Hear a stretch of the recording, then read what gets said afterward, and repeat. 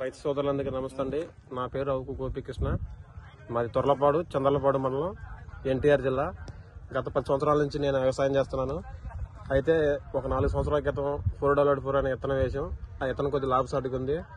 ఆ విత్తనం తర్వాత మళ్ళీ 7 కొత్తగా వచ్చిందని సెమినిస్ కంపెనీ వారు 66 విత్తనం ఎరాటీ కొత్త విత్తనం ఎరాటీని తీసుకొచ్చారు. ఆ ఎరాటీ వేసాం. అయితే ఆ ఎరాటీ నల్లికి, పూతలో నల్లికి, పై నల్లికి, అన్ని రకాల వ్యాధులకి, తెగుళ్ళకి తట్టుకునే రకంగా ఉందండి. రైతు సోదరులందరికీ విజ్ఞప్తి చేసేది ఏంటంటే ఈ విత్తనం వేసుకోదగింది, రైతులకు లాభసాటిగా ఉంది. ఆల్రెడీ మా ఊళ్ళో 15 ఎకరాల నుంచి 20 ఎకరాల మధ్య వేసాం. చూసాం కూడా, ఏ తోట కూడా తక్కువ లేదు. ఒకరితో ఒకరు పోల్చుకున్నాం. ఎవరు పెట్టినా ఆల్రెడీ 10 గంటల కాపు ఎండుమిర్చి కోసారు. ఇంకో 15 గంటల పచ్చిమిర్చి ఉంది. రైతులు తెలియజేసేది ఏంటంటే ఈ విత్తనం రైతులు లాభసాటి. ఇలాంటి విత్తనాలు రైతులకి దండకుండదు.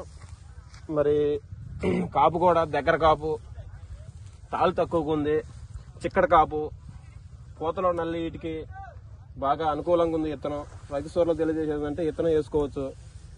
మరి ఇలాంటి విత్తనం తయారు చేసి రైతులు లాభసాటిగా చేకూరుస్తున్నందుకు సెమినిస్ కంపెనీ వారికి ధన్యవాదాలు.